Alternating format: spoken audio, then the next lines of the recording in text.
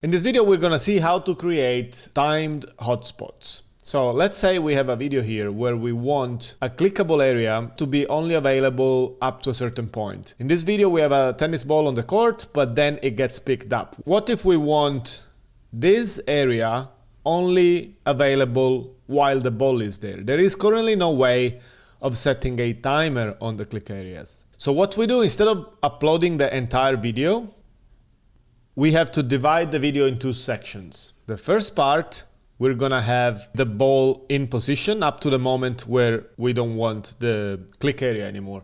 The second video will be the part where the ball gets picked up.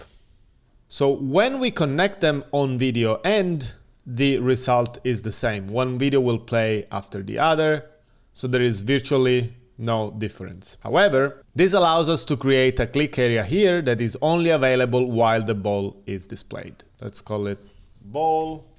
So what we can do now is to have different consequences. Let's say we can upload a serve video and then we connect this area to the serve video. And then we can have a different ending if the ball doesn't get connected. And this can lead back to the beginning if we want to. So it all runs in a loop. This can lead back to this. And now let's run it. So if we click on the ball, we get to the serve, and then we get sent back to this scene. But if we miss our window and we try to click now, nothing happens, we can no longer click, and we leave the court.